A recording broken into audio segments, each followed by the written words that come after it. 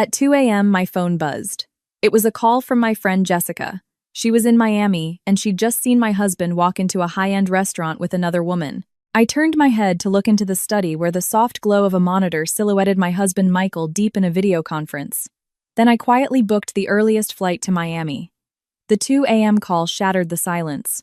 Jess said she'd seen Michael in Miami, his arm wrapped around another woman's waist as they entered an exclusive restaurant called the Azure Whisper.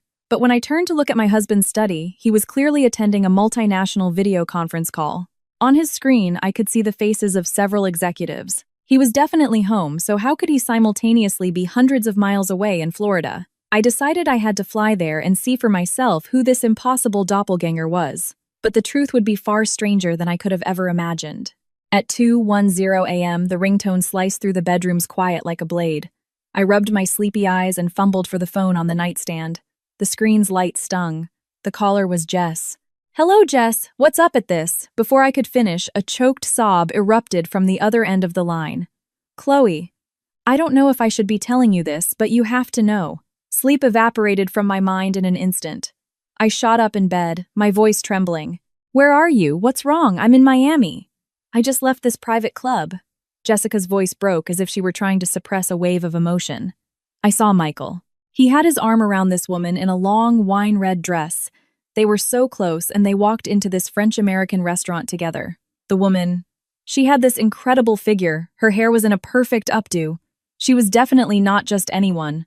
I instinctively turned my head. A warm light seeped from under the study door. 5 minutes ago, I had brought my husband Michael Miller a cup of hot tea. He was in a video conference with their European branch. On the screen, I'd seen familiar faces. David Scott, the director of operations, Laura Roberts, the CFO, and even Ben Carter from the tech team. I took a deep breath, my voice surprisingly calm. "Send me the exact location. I'm booking a flight now." "Chloe, aren't you angry? How can you be so calm?" Jessica seemed stunned by my reaction. I hung up without answering. Michael was clearly in his study in a meeting, yet he had appeared in Miami at the same time.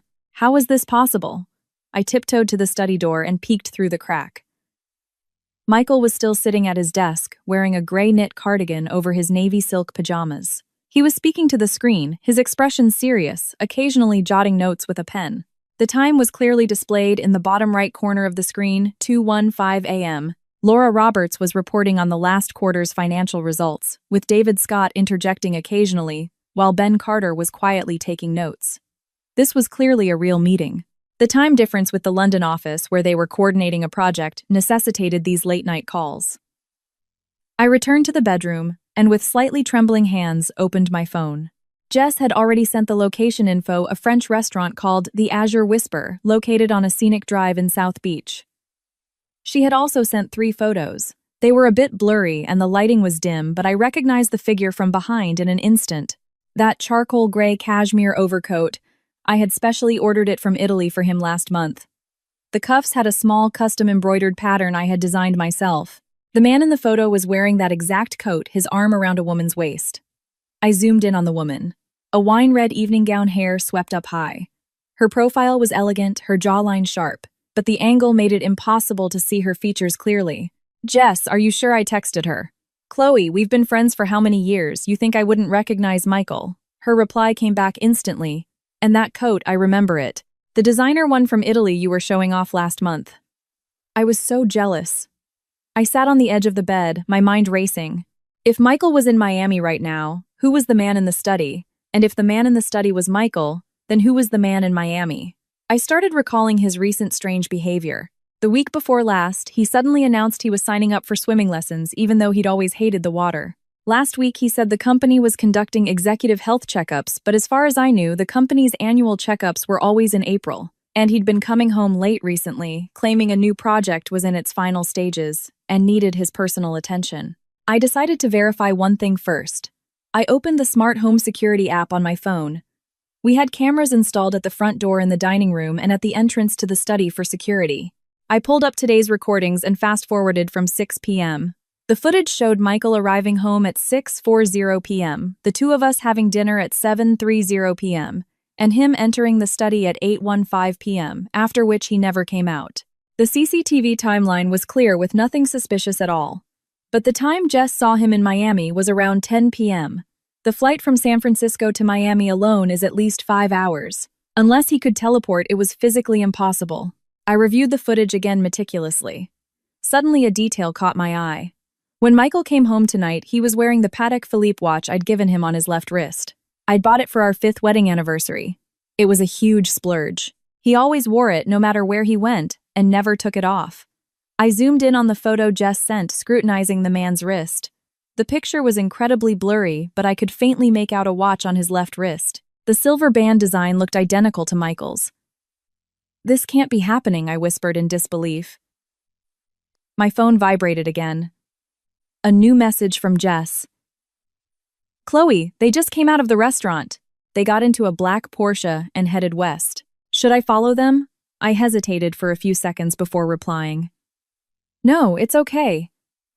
You should just go back to your hotel and rest. I'll handle this. Trust me, I think I know what to do." After ending the chat, I immediately searched for flights online. The earliest flight to Miami was at 7:20 a.m. It wasn't too late to book. Without a moment's hesitation, I paid for the ticket. After all this, I went back to the study door. The meeting was still in progress. "Laura, the quarterly financial report is fine overall, but we need to shorten the collection period on the UK receivables." Michael's voice came through clearly. It was unmistakably his voice. I was so familiar with it. We'd dated for 3 years and been married for 5. I'd heard this voice countless times. He had a habit of twirling his pen with his right hand when he spoke, furrowing his brow slightly, when thinking and leaning forward slightly to emphasize an important point.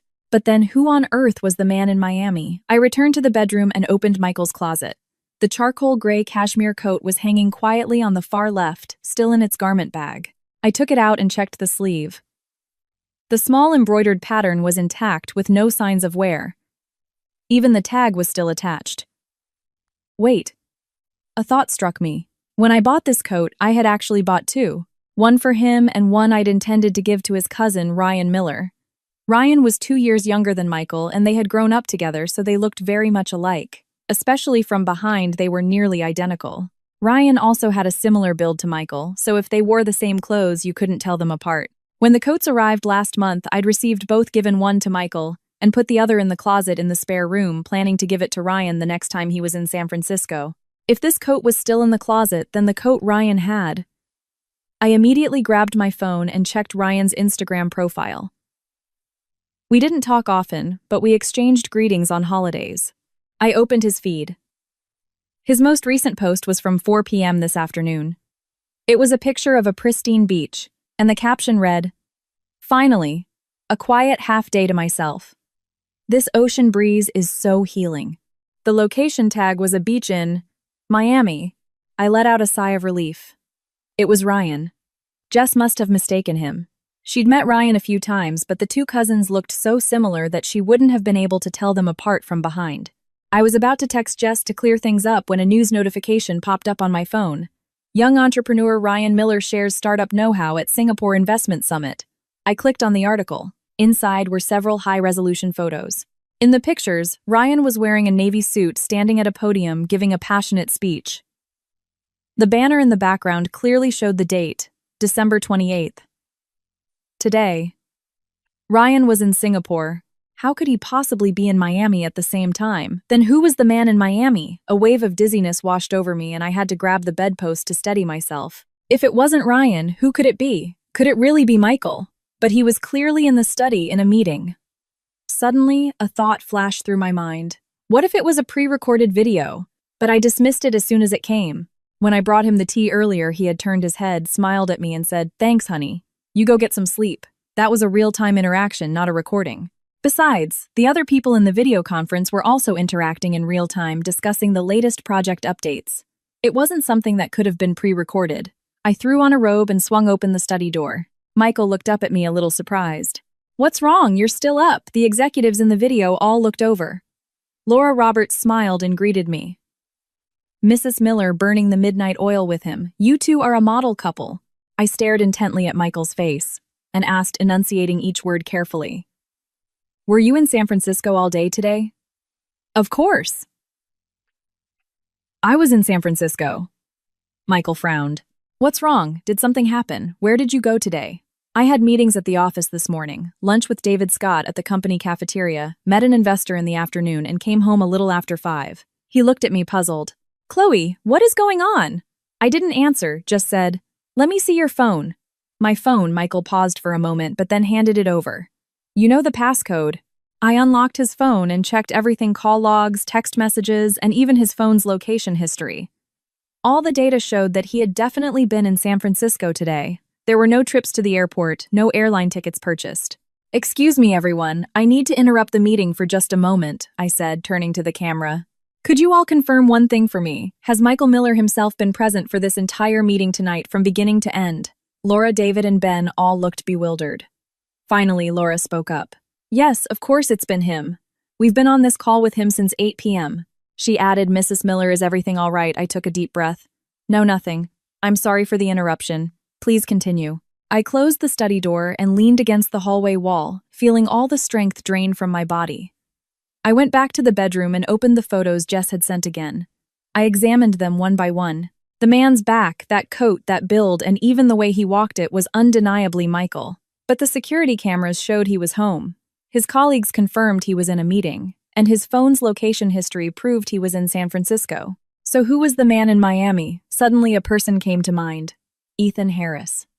Ethan was Michael's college roommate and best friend. More importantly, Ethan's appearance and build were somewhat similar to Michael's. Back in college, people often confused the two. Later, Ethan moved to Miami to start a business, and we hadn't seen him in a few years. I found Ethan's profile on social media. His privacy settings were high, so I couldn't see any recent posts. After a moment's hesitation, I sent him a message. Hey Ethan, how have you been? I waited for over 10 minutes, but there was no reply. It was 3:30 a.m. I couldn't stay awake any longer. I lay down in bed and forced myself to try to sleep.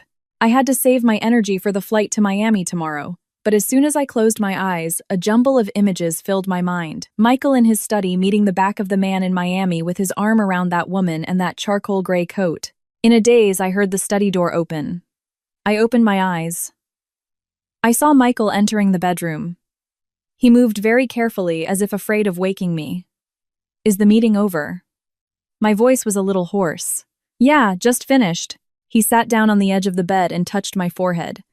You've been acting strange tonight. Are you feeling sick? No, I paused, then said I had a nightmare. What kind of dream? A dream about you. I looked him straight in the eye. I dreamed you were in Miami with another woman. Michael laughed. Silly. You know that would never happen. You're the only one for me forever. When he said this, his eyes were clear and firm without a trace of hesitation. This was the Michael I had known for 8 years, dated for 3, and lived with for 5. I knew him so well. But what about Jessica's call and those photos? The next morning at 5:30 a.m., my alarm went off as scheduled. I got up quietly. Michael was still fast asleep. I left a note on the nightstand. Jess ran into some trouble in Miami. Going to check on her, will be back by evening. I packed a small bag and quietly left the house. On the way to the airport, I got a text from Jess. Chloe, are you really coming? I was thinking about it all night and maybe I was wrong. The lighting was so bad. I'm in a cab to the airport now, I replied. Even if you were wrong, it's fine. I could use a little break in Miami anyway. Okay then. I'll pick you up from the airport. The flight took off on time, and a few hours later, I landed at Miami International Airport. As I stepped out of the terminal, the warm, humid sea breeze hit my face, a stark contrast to the dry, cool air of San Francisco. Jess was already waiting at the arrival gate. She looked haggard, her eyes were slightly red, and she had dark circles. Chloe. She came over and gave me a tight hug. I'm so sorry. I think I really was mistaken. I made you come all this way for nothing. It's okay. Let's go sit down somewhere. Tell me everything about last night in detail. We found a cafe near the airport. Jess ordered a latte but didn't take a single sip, just stared blankly at the cup in her hands. I finished a client dinner around 9:30 p.m. last night. She began slowly piecing together her memory. I was going to go straight back to my room to rest, but as I was passing the Azure Whisper, I happened to see a man helping a woman out of a car. You saw him get out of the car for sure, I asked. Definitely. It was a black Porsche Cayenne. He was such a gentleman, opened the car door for her, and then put his arm around her waist as they walked into the restaurant. The woman was wearing a wine-red evening gown, her figure was amazing, and her hair was done so elegantly. I took out my phone and showed her the photos she sent last night. Was this him? Yes, that's him. Jess nodded firmly. I took the picture right then. Look, this coat, it's the one you bought, right? I looked closely at the photo. It was definitely that charcoal gray cashmere coat. The embroidery on the cuff was faintly visible, but the photos only showed his back and side profile, never his face. After that, I wanted to go inside and get a better look, but the Azure Whisper is members only, so I couldn't get in. I waited outside for about 40 minutes, and then they came out and drove off. You tried to follow them, but... Jess lowered her head. I was scared they'd spot me if I got too close. And I wasn't completely sure if I was mistaken or not. I took a sip of my coffee and asked, "Do you remember the license plate number? Even a part of it?" It was 1-2 something. Maybe 6,870 or 6,827. I can't remember exactly, Jess said, looking through her phone's notes. And you said they went west. Yeah, I saw the car head in that direction. I opened Google Maps on my phone and checked the routes west from the Azure Whisper. The road was lined with several luxury hotels and beachfront villa communities. If it really was Michael, where would he be staying? Jess, are you here on a business trip this time? Yeah, the company's Southern Regional Conference. It's a 4-day thing. I got here the day before yesterday. You probably were just mistaken. Don't blame yourself, I comforted her. And about the coat. Maybe it's just the same design. A charcoal gray coat is pretty common. It's probably just a coincidence. Even as I said it, I couldn't convince myself. That coat was a limited edition of 50 worldwide. One was in our closet, and the other I had intended for Ryan but hadn't given him yet. If the man in Miami was wearing the same design, there were only 2 possibilities. He had stolen it, or... I didn't want to think about it anymore. Chloe, let's go to the Azure Whisper together. Maybe we can find something out, Jess suggested. We took a taxi to the Azure Whisper. It was a very high-end private club. The exterior was simple and understated, but every detail exuded luxury. The landscaping at the entrance alone was a testament to its value. Good morning. Do you have a reservation? A staff member at the entrance politely stopped us. We'd like to ask a few questions. Around 9:30 last night, a couple had dinner here. The gentleman was wearing a charcoal gray coat, and the lady was in a wine-red evening gown, I said, testing the waters. I'm very sorry, but we cannot disclose any information about our clients, the staff member said with a smile, his refusal firm. I thought for a moment, then took out my phone and showed him a picture of Michael. Did this man come here last night? The staff member glanced at it and shook his head. I'm sorry I wasn't on duty yesterday, so I don't know. And even if I did, it's our policy not to share that information. It seemed this approach wasn't going to work. We left the Azure Whisper and looked around the area. This neighborhood was filled with upscale restaurants and hotels, a frequent haunt for the wealthy and business elite. Should we head west? Jess said. You said their car went in that direction. I nodded. We took a taxi to a villa community on the west side. It was home to some of the most exclusive beachfront villas, and the surroundings were very quiet. But looking for one person in such a large area was like finding a needle in a haystack. Chloe, why don't we just call the police? Jess suggested. If it really is Michael? No, police, I cut her off. I have my own ideas. In truth, I had no idea what to do, but I had a gut feeling that this was not as simple as it seemed. Rashly involving the police might only complicate things. We wandered around the area for half the day but found nothing. As the sun began to set, Jess suggested we go back to the hotel and rest. Stay with me. I booked a suite with 2 bedrooms. I agreed. At the hotel, I sent Michael a text. I've arrived in Miami. Jess's situation is a bit complicated, so I might have to stay the night. Michael replied almost instantly. Okay. Be safe. Do you want me to fly over? No, it's fine. You focus on your work. Then take good care of Jess. Call me anytime if you need anything. Reading this conversation, my heart was a mess. If that man really was Michael, how could he be so casually chatting with me? But if it wasn't him, why was someone else wearing that one-of-a-kind coat? That night, Jess ordered takeout. We sat on the balcony looking out at the city lights. Neither of us spoke. Chloe, what if... Jess started, then trailed off. What if Michael has a twin brother or something? One you don't know about. I gave a bitter smile. He only has one cousin, Ryan. No siblings. And that cousin was at an event in Singapore yesterday. I saw it on the news. That's so weird, Jess frowned. I swear I wasn't mistaken. That back, that build, and that coat. It was exactly like Michael. A question popped into my head. Jess, when you took the pictures, did you get a good look at the woman? No, she kept her head down slightly and her hair was covering half her face. I just saw that she had a great figure, fair skin, and a very elegant air about her. How old did she look, roughly? Based on her figure and outfit, I'd say she wasn't over 30. Very young and well-maintained. The night grew deeper. Jess was already asleep, but I couldn't sleep at all. I stood on the balcony, staring at the dark ocean in the distance. My mind was a tangled mess. Suddenly, my phone rang. It was an unfamiliar area code. Hello, is this Chloe Miller? The voice on the other end was a man's. It sounded vaguely familiar, but I couldn't place it. Yes, this is she. Who's calling? This is Ethan Harris. My heart skipped a beat. Ethan, you got my message this morning. I just saw it now, Ethan said. I see from your location, you're in Miami. I happen to be here too. Want to meet up and talk?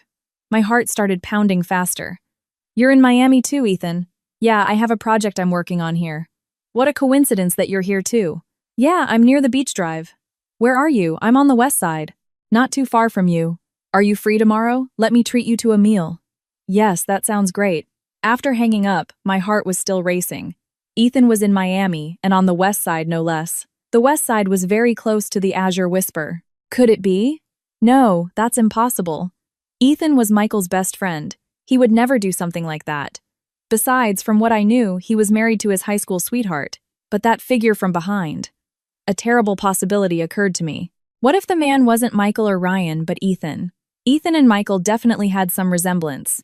If he wore the same clothes, it would be really hard to tell them apart just from behind. But why would Ethan be wearing Michael's coat? The coat was clearly in my possession.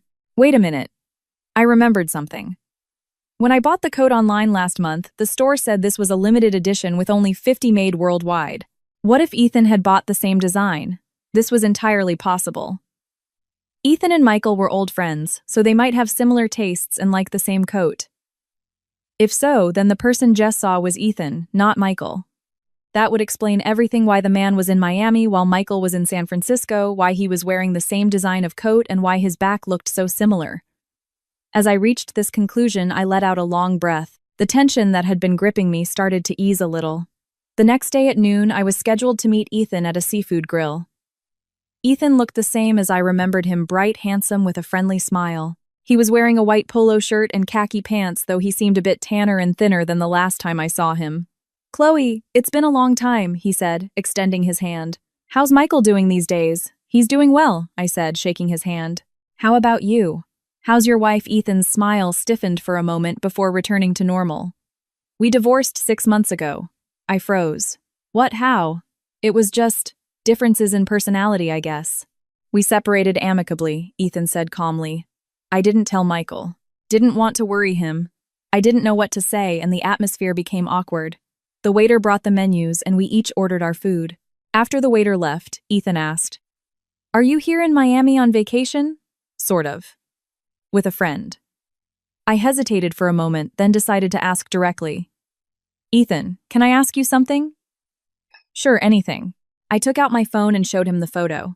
Were you at the Azure Whisper around 9:30 the night before last? Ethan glanced at the photo and his expression changed subtly. How do you have this picture? My heart sank. So it really was you. Yeah, that was me. Ethan admitted it calmly. I was entertaining an important client at the Azure Whisper that night. Why? Who was the woman?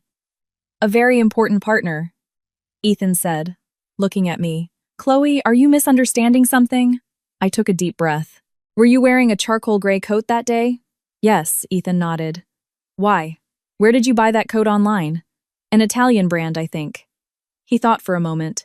I can't remember the name, but it was pretty expensive. It was the same brand I had bought for Michael.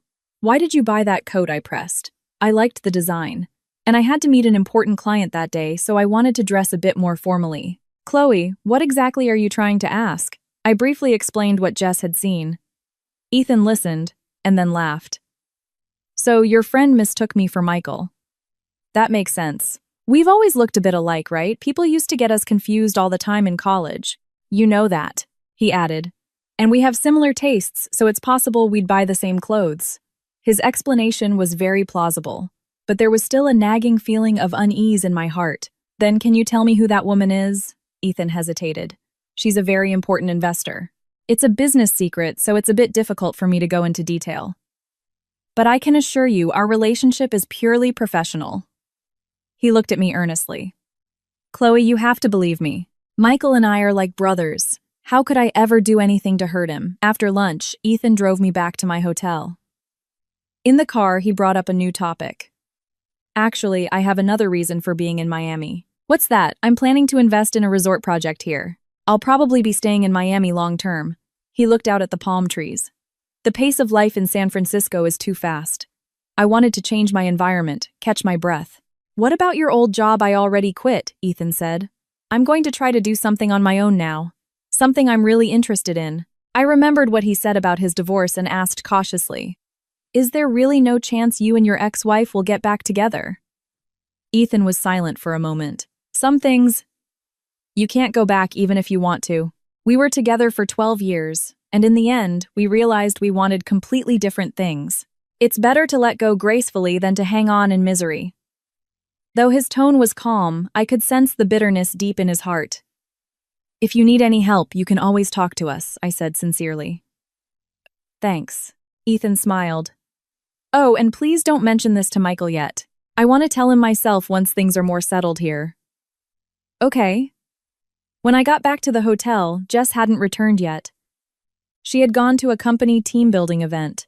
I sat alone in the room replaying my conversation with Ethan. His words all sounded reasonable, but something still felt off.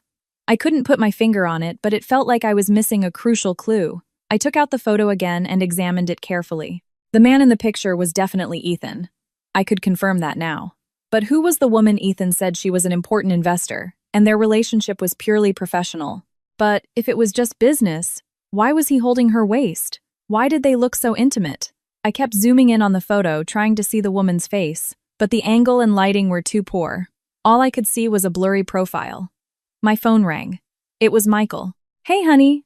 Are you all done? His voice was tinged with a smile. Yeah, just finished lunch. How are things with Jess? Almost resolved. I hesitated for a moment. Michael, let me ask you something. What is it? When was the last time you saw Ethan? Ethan, Michael thought for a moment. About 4 months ago. He was in San Francisco for a business trip, and we had dinner.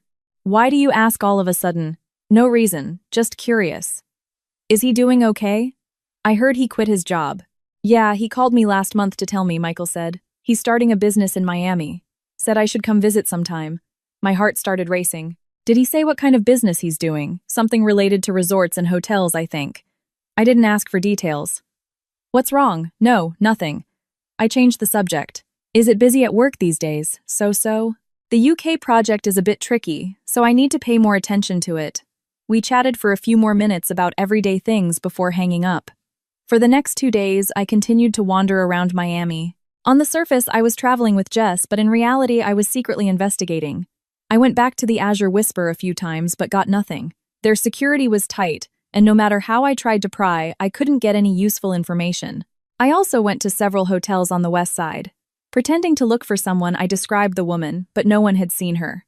On the 3rd day, Jess's conference ended. She had to fly back to San Francisco. Chloe, you should come back with me, she said. I really think I was just mistaken. Don't let it get to you. It's okay. I'll stay 1 more day. After seeing Jess off, I went to the west side again. This time, I didn't go to the Azure Whisper, but to a nearby beachfront villa community. Ethan said he was investing in Miami. Maybe this was part of it. I walked around the sales office pretending to be interested in buying a property. The sales consultant was very friendly, giving me a tour of the community and showing me the model home. Have you had any recent clients with the last name Harris? I asked casually. Mr. Harris. The consultant's eyes lit up. Yes, we have. Mr. Ethan Harris signed a contract for a beachfront villa last week. Paid in full cash. My heart started pounding. Did he buy it alone? No, he came with his girlfriend, the consultant said with a smile. She's absolutely beautiful. A real stunner. She has such a great presence, too. Can you describe what she looked like? I want to see if it's someone I know. She looked to be in her late 20s, long hair, very fair skin. Great figure, too, the consultant recalled. She was wearing a wine-red dress that day. So elegant and sophisticated. A wine-red dress. The woman in the photo immediately came to mind. I couldn't see her face clearly, but her figure, skin tone, long hair, and that wine-red dress, it was a perfect match. Do you remember when they came? I tried to keep my voice as calm as possible. Let me see. I'll check. The consultant looked up the records on the computer. December 26th. Last Thursday afternoon. December 26th. The day after Jess witnessed the scene. Did the woman say anything else? She was very quiet. Mr. Harris did most of the talking, coordinating the details with us, the consultant said. But I did notice she was wearing a very beautiful ring on her hand. Looked like a diamond ring. I think they might be engaged. My palms started to sweat. What kind of ring was it? It was an oval-cut diamond, looked to be at least 3 carats. The setting was very intricate. It was definitely an expensive piece. A buzzing sound filled my head. The description was eerily similar to a ring I had seen before. I left the sales office and sat on a bench on the beach boardwalk for a long time. The sea breeze was cool on my face, but I didn't feel it. Ethan had bought a house in Miami, and with a woman. The woman's description perfectly matched the woman in the photo. But Ethan said he was divorced. He said his relationship with her was just business. If it was just business, why would they buy a villa together? A beachfront villa paid for in cash. I remembered Ethan saying he was starting a business in Miami and would be staying long-term. If it was for his business, did he have to buy a villa? Couldn't he have just rented, unless he was planning to settle here? With someone. Who was she? I took out my phone and after a long hesitation finally called Ethan. Chloe, he answered quickly. What's up, Ethan? Did you buy a house in Miami? I asked, straight to the point. There was a few seconds of silence on the other end. How did you know? I heard it by chance, I said. You said you were starting a business. Why buy a villa? Well, Ethan paused. Chloe, that's my personal business. I know it's personal. I'm just worried, I said, trying to sound as natural as possible. You're in Miami all by yourself. We're all a little concerned. I'm not alone, Ethan said. And then, as if realizing his mistake, quickly added, I mean, I've made some friends here, so I'm not lonely. The woman who went to see the house with you? Chloe. Ethan cut me off, his tone becoming stern. What exactly are you trying to ask? I took a deep breath. I just want to know if you're doing okay, if you need any help. I'm fine. I'm doing really well, Ethan's tone softened. Thanks for your concern. But some things. It's a bit difficult for me to talk about them right now. When the time is right, I'll tell you and Michael myself. Okay. I didn't press any further. Then, take care of yourself. After hanging up, I leaned against the boardwalk railing, staring blankly at the distant sea. Ethan's reaction was too strange. If he had just bought a house normally, why would he try to hide it? If he and the woman were just ordinary friends, why couldn't he just say so, unless he was hiding a secret he couldn't talk about? And that secret was probably related to Michael. Around evening, I returned to the hotel. As soon as I entered the room, my phone rang. A local number. Hello, is this Chloe Miller? The voice was a woman's. Yes, this is she. Who's calling? I'm the public relations manager at the Azure Whisper. I heard you've been asking about the incident the other night. My heart skipped a beat. Yes, there are a few things I'd like to find out. I'm sorry, but our policy prevents us from disclosing our clients' privacy. However, seeing as you're so persistent, I just wanted to offer a friendly piece of advice. The woman lowered her voice. Some things are better left unknown. What do you mean? You should figure that out for yourself. The person hung up after saying this. What did that call mean? What was she trying to tell me? I tried calling back, but the phone was already turned off. I sat on the edge of the bed, my mind in a complete jumble. All the clues were pointing to one possibility. Ethan was hiding something, and that secret was related to the mysterious woman. But why would an employee from the Azure Whisper go out of their way to call and advise me, she said. Some things are better left unknown. What did that mean? Suddenly a possibility occurred to me. A possibility I hadn't dared to think about deeply. What if that woman was Michael's mistress? No, that's impossible. Michael would never do that. I know him too well.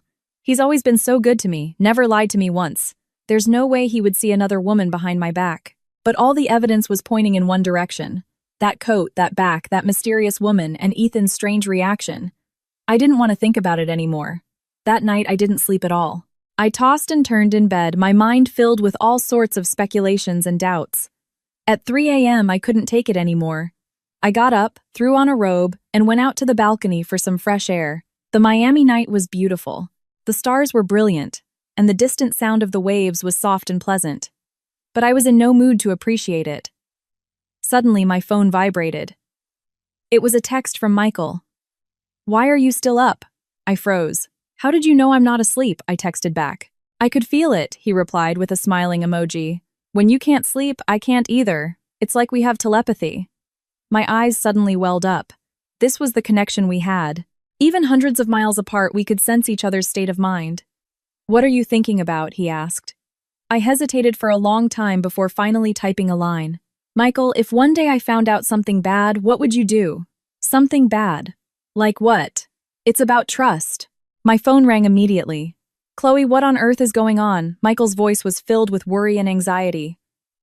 "Did something happen in Miami?" Hearing his voice, my tears finally broke free. "Michael, I'm scared." "What are you scared of?" "I'm scared of losing you. I'm scared our trust will be broken." "Silly, you won't lose me." Michael's voice was incredibly gentle. "No matter what happens, I'll always be on your side. If something is bothering you, tell me. We'll solve it together." What if I sobbed. "What if one day I doubted you? Would you be angry?" "I wouldn't be angry. I'd be hurt," Michael sighed. "I'd be hurt that you didn't just ask me directly instead of suffering alone." "Chloe, how long have we been together? You know the kind of person I am. No matter what, I would never deceive you." "I know. Then get some rest. When you come back tomorrow, I'll pick you up from the airport." After hanging up, my heart calmed down a little. Maybe I really was overthinking it. Maybe it was all just a coincidence. The next morning, I checked out and prepared to head to the airport for my flight back to San Francisco. As I was walking through the hotel lobby with my suitcase, I saw a familiar back. It was Ethan. He was checking in at the front desk, and next to him stood a woman. The woman was wearing a white dress, her long hair flowing down her back. Her profile was elegant and beautiful. I instinctively hid behind a pillar and watched them quietly. Ethan was talking to the front desk staff, and the woman was looking down at her phone. A moment later, the staff handed Ethan a room key, and the two of them walked towards the elevator together. The moment they turned, I finally saw the woman's face clearly. And in that instant, I froze. I had not only seen that face before, but it was very familiar. She was Claire Reed, the newly appointed vice president at Michael's company. I had met her a few times. Once at the company's year-end party, Michael had introduced her to me. She was an elite talent who had returned from the London office with outstanding work abilities and had been given a key position at the headquarters. I remembered that at the party that day, Claire was wearing a black velvet dress. She was full of poise and her demeanor was elegant. Michael had spoken very highly of her, calling her a key figure in the company's future development. But how could I have ever imagined that she would be with Ethan? And they looked so intimate. As they got into the elevator, I stood there, my mind blank. I immediately took out my phone and looked at the blurry photo again meticulously. I couldn't see her face in the photo, but now I was sure. The woman in the wine-red evening gown was Claire Reed. How could she be with Ethan? What was their relationship? More importantly, if it was Ethan and Claire, at the Azure Whisper that night, why did Jess mistake him? Ethan and Michael had some resemblance, but there were clear differences. Especially for someone who knew them well, it was unlikely to be a mistake. Could it be? Suddenly I thought of the charcoal gray coat. Ethan said he had bought the same design and wore it the other night. But what if the one he wore wasn't his but Michael's? No, that's impossible. Michael's coat was in our closet. I had checked it myself, and the security cameras showed that Michael had been home all night and never went out. But then, how could all of this be explained? My phone suddenly vibrated. It was a text message from an unknown number. "Chloe Miller, if you want to know the truth, come to the White Lighthouse on the West Coast at 8 p.m. tonight. Come alone." I stared at the message, my fingers trembling slightly. Who sent this? What did they know? I looked around trying to spot anyone suspicious, but the lobby was bustling with people, and I couldn't tell if anyone was secretly watching me. My flight was at 3 p.m. It was now 9 a.m. I still had time. I decided not to go back to San Francisco just yet. I had to find out what was really going on. I checked back in and asked for a room with an ocean view. I put down my luggage and sat by the window, staring blankly at the distant sea. I started to organize all the clues in my head. Michael was in San Francisco. That was confirmed. Ethan was in Miami. Claire Reed was also in Miami. Their relationship seemed very intimate. But what did this have to in with me? Why was I being dragged into this? And who was the person who sent the text message? How did they know I was investigating this? What was the truth they wanted to tell me? The more I thought about it, the more I felt that this was not a simple matter. There was a secret hidden behind it all, one that I knew nothing about.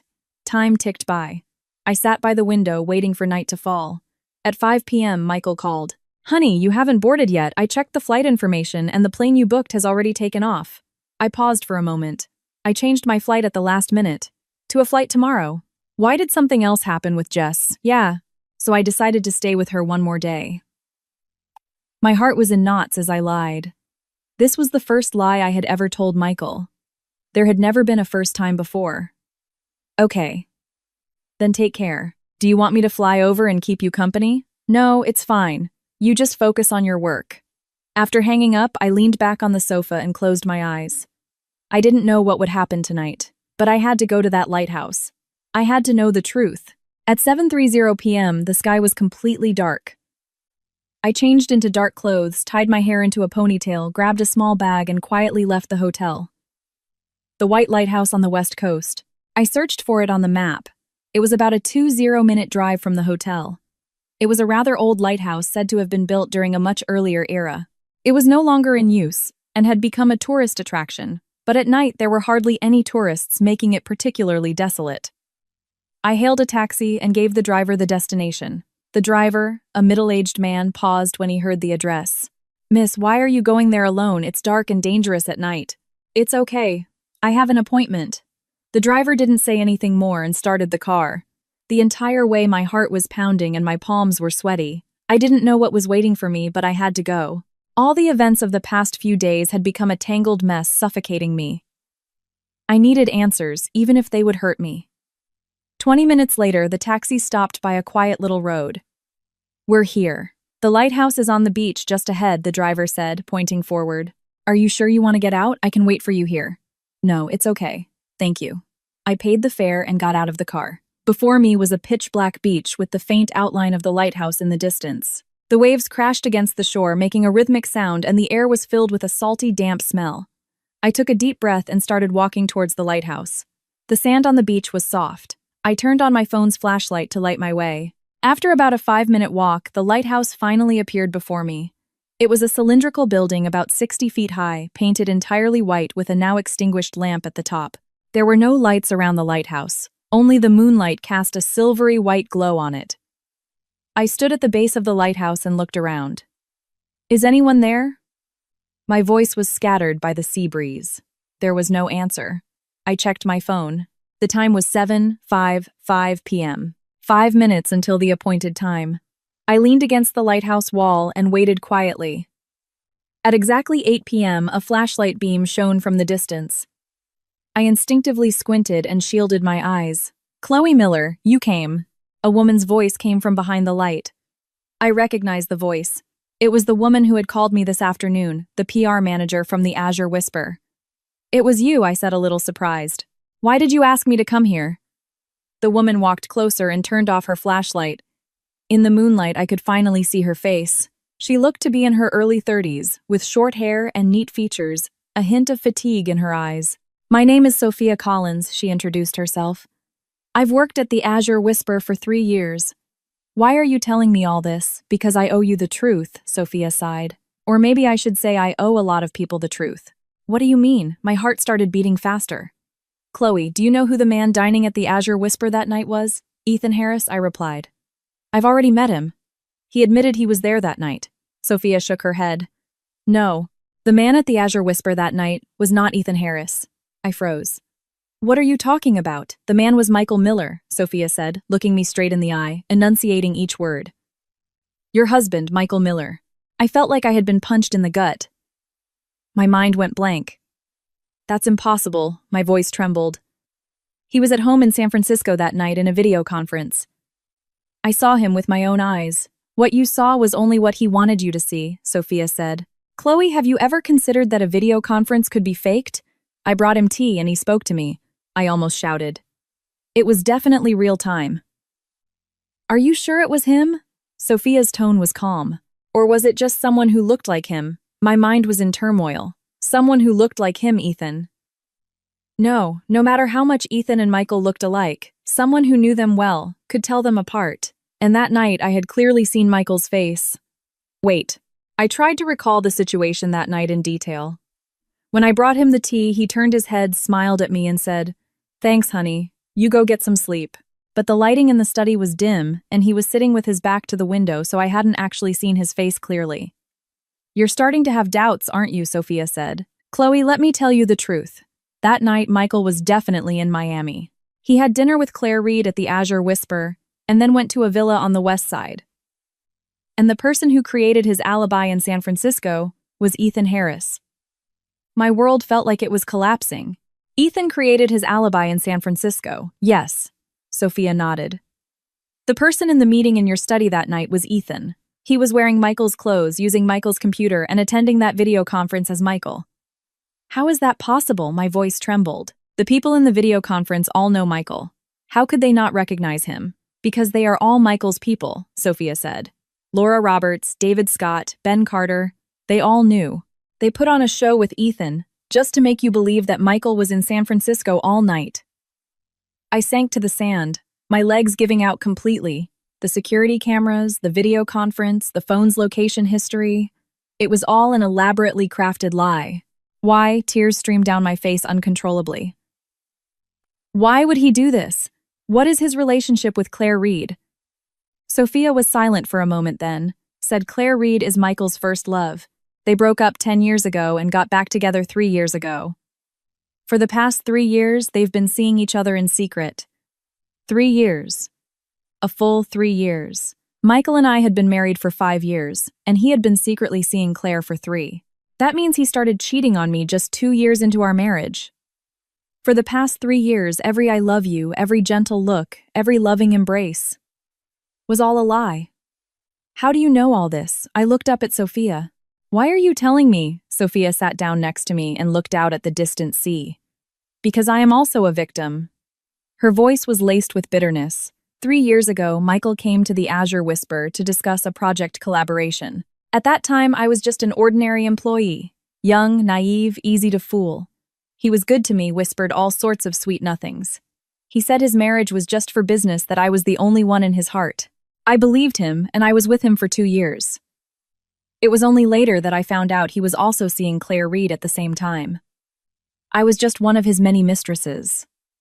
I froze. Many mistresses, Sophia gave a bitter smile. Besides me and Claire, he has at least one other mistress. One in Chicago, one in Dallas, and another one overseas. He had a woman in every city, and you, the wife, were just a tool to maintain his public image. A pain like a knife twisting in my heart made it hard to breathe. Then, what about Ethan? I managed to ask. Why did he help Michael? They have a mutually beneficial relationship, Sophia said. Ethan's company owes Michael a lot of money. If he doesn't help him, his company will go bankrupt. And Ethan himself is not clean. He and Claire Reed also have an unspoken relationship. Ethan and Claire Reed. My eyes widened in surprise. I just saw them checking into a hotel together. Yes, they are dating, Sophia nodded. But that doesn't stop Claire from seeing Michael at the same time. In this world, loyalty is the cheapest thing. I felt like I was caught in a giant vortex being pulled deeper and deeper. Michael, Ethan, Claire. How complicated were their relationships? Then the scene my friend Jess saw. I tried to remain calm. Was it Michael or Ethan at the Azure Whisper that night? It was Michael, Sophia said with certainty.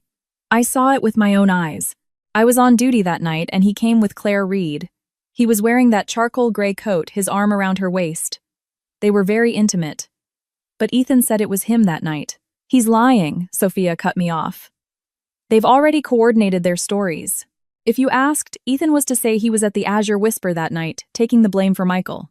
After all, they look somewhat alike, and if they wear the same clothes, an ordinary person would have a hard time telling them apart. Plus, since Ethan actually bought a house in Miami and was seen looking at properties with Claire, they figured that even if you continued to investigate, you would only uncover the relationship between Ethan and Claire, and wouldn't suspect Michael. I finally understood everything. It was an intricately designed trap. Michael used Ethan as a stand-in to create an alibi in San Francisco, and if they were found out, Ethan would step up and say he was the one in Miami that night taking the fall. the truth would have been buried forever. Do you have proof? I wiped the tears from my face and asked as rationally as I could. Do you have proof for what you've said? Sophia took a USB drive from her bag. Here is the security camera footage from the Azure Whisper that night. It clearly shows Michael and Claire's faces. There are also photos I secretly took when they were at the villa. She handed the USB drive to me. In addition, there are chat logs, transaction records, and photos with other mistresses from the past 3 years. It's enough to ruin him publicly. I took the USB drive, my fingers trembling slightly. Why are you helping me? I'm not helping you. I'm helping myself, Sophia said, getting up and brushing the sand off her skirt. I was deceived by him for 2 years and lost the most precious years of my youth.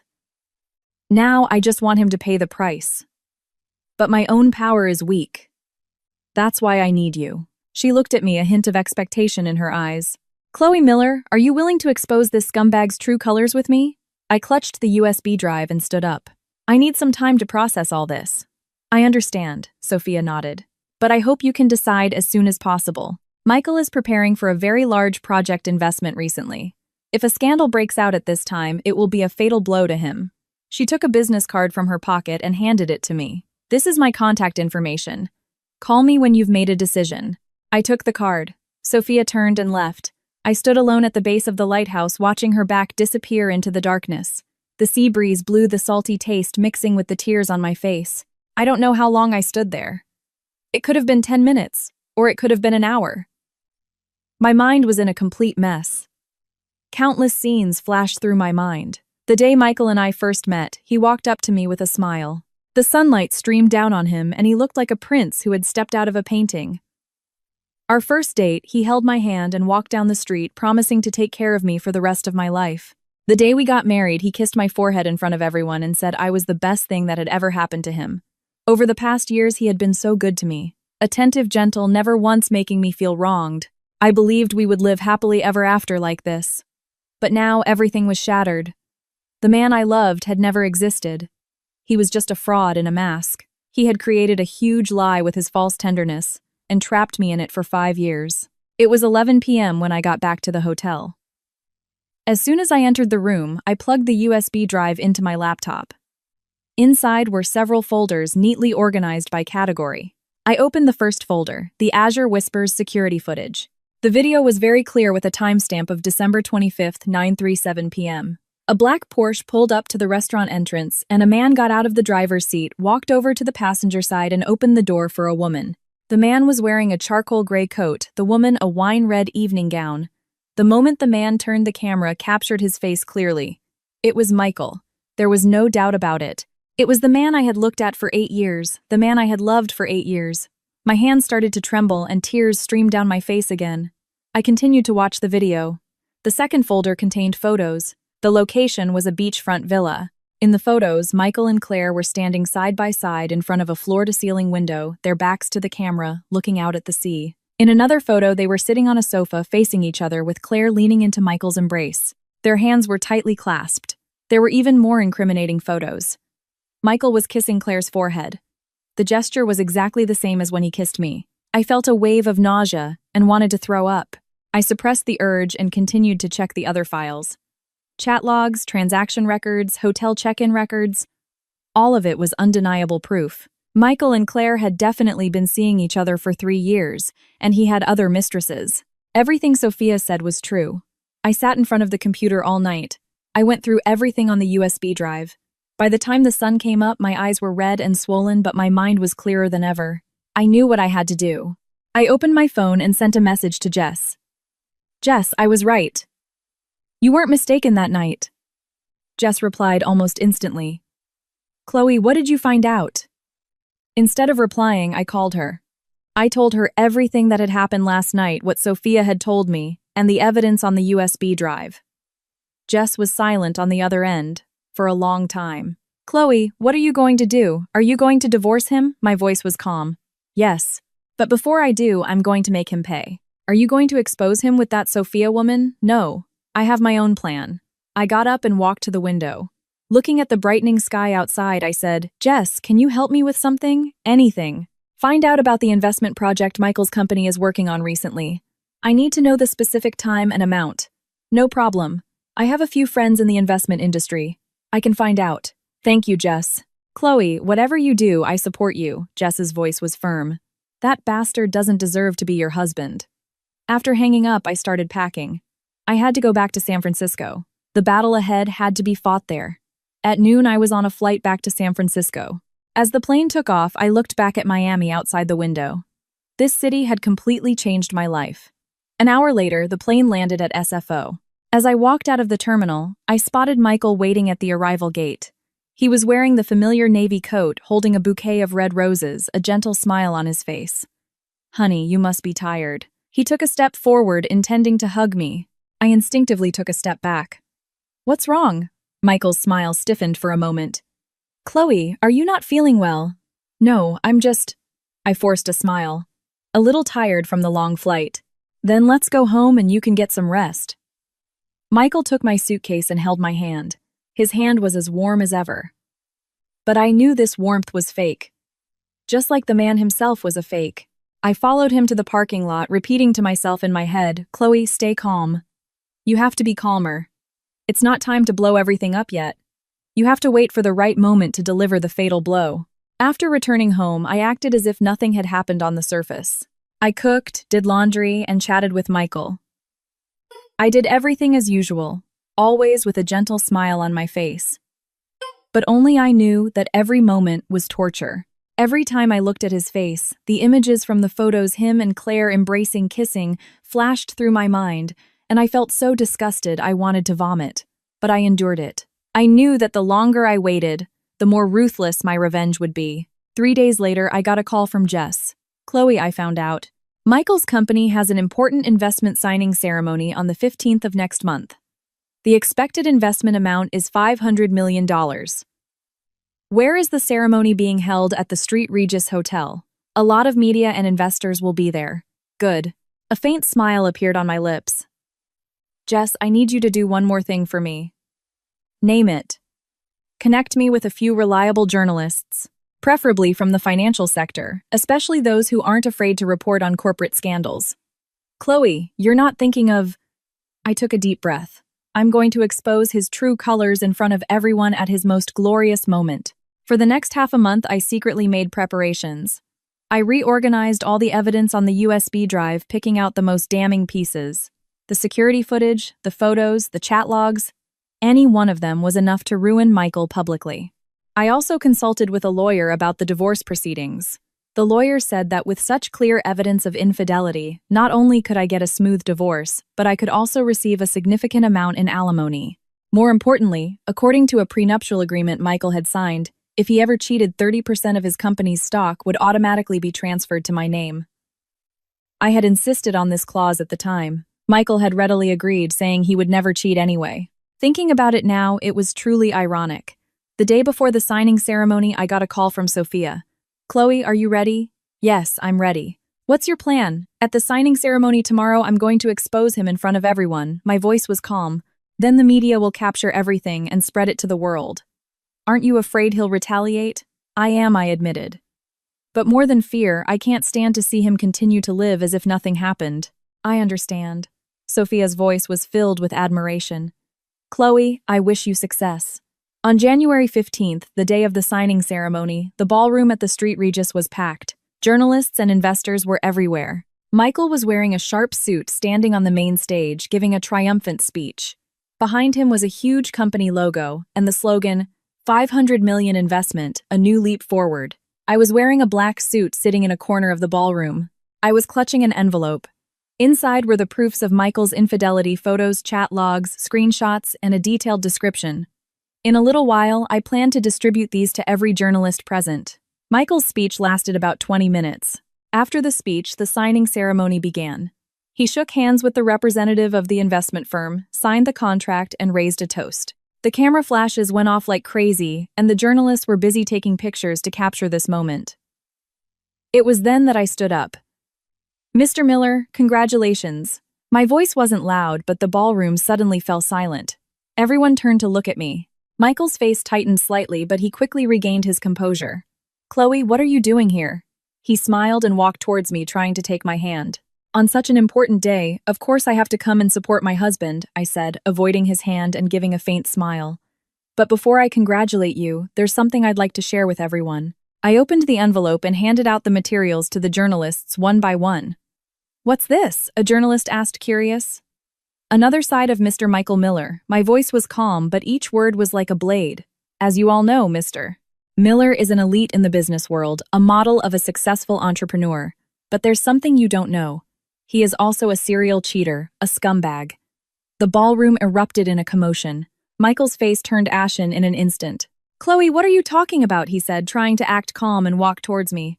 There must be some misunderstanding. A misunderstanding, I gave a cold laugh and pointed to the materials in the journalist's hands. Are these photos fake too? Are these chat logs fake? The fact that you were whispering sweet nothings to Claire Reed in a villa in Miami, was that a misunderstanding too? Michael's face grew even tighter. He clearly hadn't imagined I would have this evidence. Chloe, let's go home and talk about this, okay? He said, lowering his voice and trying to pull me aside. Let's not do this here. Why not? I pushed his hand away, my voice getting louder. Weren't you afraid of this when you were out with other women? Weren't you afraid when you were deceiving me? The journalists were already taking pictures like crazy. The flashes were non-stop, and the investment firm representatives were just looking at each other, their expressions grim. This investment deal was probably off the table. What happened next was like an uncontrollable storm.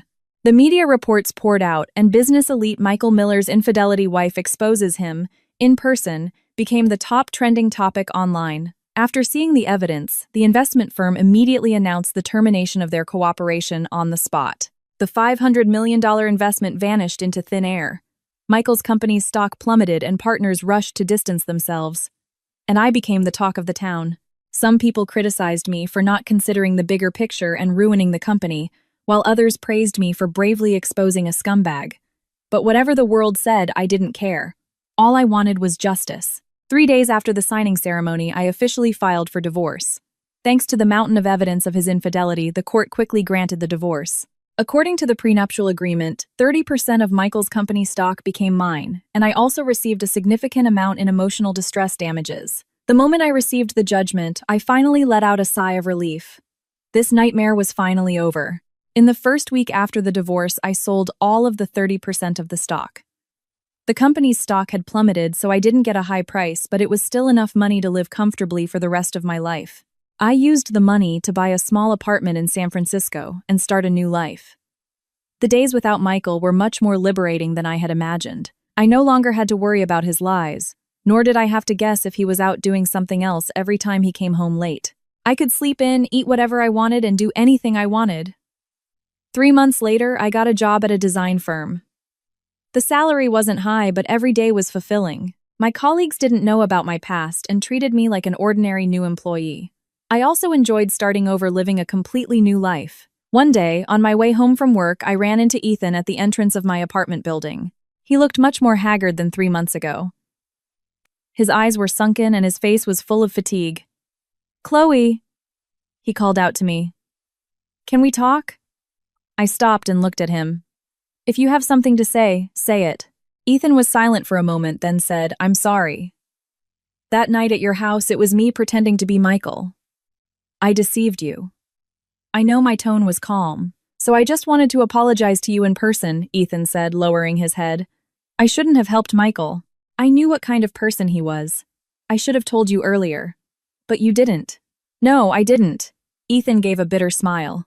So, now I'm paying the price, I guess. I didn't say anything, just looked at him quietly. Chloe, please forgive me. Ethan looked up, his eyes pleading. I know I was wrong, but... Ethan, I cut him off. You don't need my forgiveness. What you need is to properly reflect on yourself and start over as a new person. After saying this, I turned and left. I heard Ethan's long sigh behind me, but I didn't look back. A year later, on a spring day, I met a stranger at the cafe downstairs from my office. He was wearing a comfortable white shirt and black-rimmed glasses with a very calm and scholarly air. Excuse me, is this seat taken? He asked, pointing to the seat opposite me. No, go ahead. He sat down, ordered an Americano, and opened his laptop to work. We both minded our own business, not saying a word. After a while, he suddenly looked up at me and said, You look like you're in a bad mood. Do I? I was a little surprised. I just have a lot on my mind. Sometimes thinking too much only makes things harder for yourself, he smiled. Why not let go of the past and enjoy the present? I was stunned for a moment, then couldn't help but smile. You're right. We talked for a long time that day. His name was Leo, a freelance writer who loved to travel and take pictures. His smile was warm and he looked you in the eye when he spoke. He was a completely different person from Michael. When we were about to part ways, he asked me, could we get coffee together again sometime if there's a chance? I thought for a moment and nodded. Okay. What happened after that was like all beautiful stories, it just flowed naturally. Leo became my boyfriend and then my husband. We traveled together, watched sunrises and sunsets together, and went through the joys and sorrows of life together. He wasn't perfect, but he was real. He would hold me when I was sad and rejoice with me when I was happy. He didn't whisper flowery words of love, but I could feel his love in every action. One day, we were lying on the balcony chairs looking at the stars. Leo suddenly asked, Chloe, have you ever regretted it? Regretted what exposing Michael like that? I thought for a moment and shook my head. No regrets. If I had endured it back then, I would probably still be living in that lie and pain. Because of that courage, I was able to meet you. Leo turned his head and kissed my forehead. Chloe, thank you for choosing me. I leaned into his embrace and looked at the star-filled sky, a smile on my lips. That one late-night phone call had changed my destiny. It had made me see one person's true colors and also helped me find the happiness that truly belonged to me. The 2 a.m. ringtone was once the beginning of a nightmare, but looking back now, it was also the starting point of a new life. Some things you have to lose to gain something better.